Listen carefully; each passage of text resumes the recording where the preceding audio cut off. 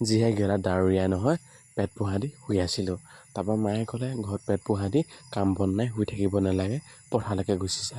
তাৰপিছত ভাবিলোঁ পথাৰলৈকে গুচি যাওঁ আৰু তাৰ মাক ক'লোঁ তুমিও ব'লা পথাৰলৈকে যাওঁ। মাক লৈ গ'লোঁ পথাৰলৈ বুলি। আৰু এই বছৰ প্ৰথম এক্সপিৰিয়েঞ্চ হ'ব হা কোমোৰা তাতে পুৰণি বাৰী এডোখৰ বুলি কয় পুৰণি কোৰ মাৰিবলৈ যাওঁ। আৰু আমাৰ কঠীয়ানি এডোখৰ আছে অকণমানিকৈ এইডোখৰতে কোৰ মাৰিব লাগিব আজি। তাৰপৰা নিজে চিন্তা হৈছে লাইফতনো কিনো কৰিম আৰু বোলো আৰু ল'ৰা মানুহ হ'লেতো চিন্তা হ'বই আৰু ল'ৰা মানুহ হ'লেতো কৰি খাব লাগিবই কিনো কৰিম সেইবাবে ভাবিলোঁ ঘৰৰ কাম এটাকে হ'ব কোৰ মাৰিবলৈ গুচি আহিলোঁ। আৰু ঘৰত পেট পোহা দি শুই থকাতকৈ নহয় জানো মাকৰ মতেতো তেনেধৰণেই কয় আৰু ন ধেমালিতেও ক'ব পাৰে বা কিবা এটা বুজিবলৈও ক'ব পাৰে ন। তাৰপিছত ভাবিলোঁ কোৰ মাৰি ভাবিছোঁ আজি এদাই কৰিহে আহিম আৰু ফাইনেলি এদায়ো কৰি দিলোঁ বাৰু দেই।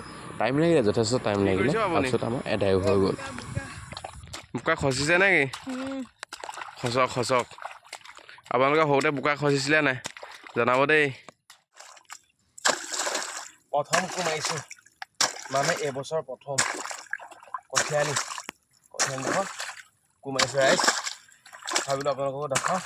আপোনালোকে কোৰ মাৰি পাইছে নাই কমেণ্টত জনাব দেই। কমেণ্টত আপোনালোকে অৱগত কৰিব।